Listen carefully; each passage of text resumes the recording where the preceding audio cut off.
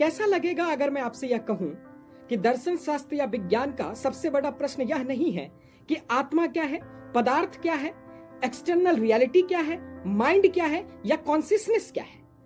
अगर मैं यह कहूं आपसे कि दर्शन शास्त्र या विज्ञान का सबसे बड़ा प्रश्न यह है कि एक चमगादड़ होना क्या होता है। जी हां दोस्तों, आज मैं एक ऐसे दार्शनिक के बारे में बात करने आया हूं जिनका जन्म आज ही के दिन 1937 में अमेरिका में हुआ था और उन्होंने 1974 में एक ऐसा पेपर लिखा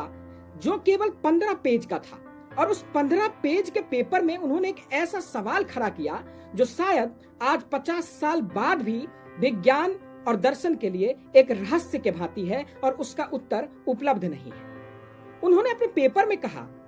कि हम अक्सर अपने आम जिंदगी में यह देखते हैं कि हम हर चीजों को रिडक्शनिज्म के अप्रोच से समझते हैं। यह रिडक्शनिज्म का अप्रोच क्या होता है? दर्शन शास्त्र में आमतौर पे हम जब किसी चीज को समझते हैं तो उसको खंड खंड में बांट के समझते हैं। जैसे अगर आपको चेतना को समझनी है तो चेतना को समझने के लिए आपको उसके मेंटल स्टेट, उसके भावनात्मक स्टेट को समझना पड़ेगा और तब उसके पश्चात हम कहेंगे कि कोई चीज चेतना क्या होती है। परंतु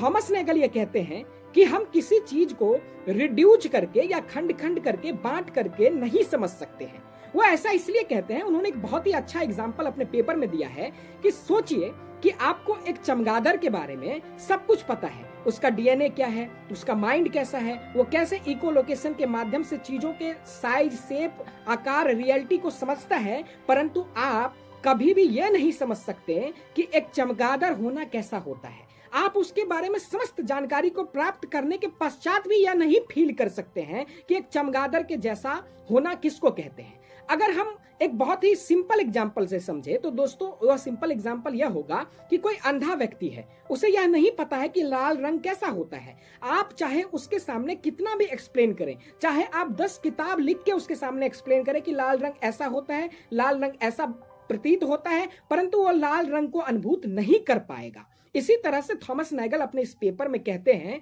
कि किसी भी तरह के कितने भी जानकारी प्राप्त हो जाने के बाद हम यह नहीं जान सकते हैं कि एक चमगादड़ के जैसा होना कैसा होता है। आज के समय में यह आर्टिकल अपने आप में न्यूरोसाइंस, कॉन्शियसनेस और एआई स्टडीज जैसे विषयों के लिए एक मील का पत्थर साबित होता है और हर जगह इसे पढ़ाया जाता है।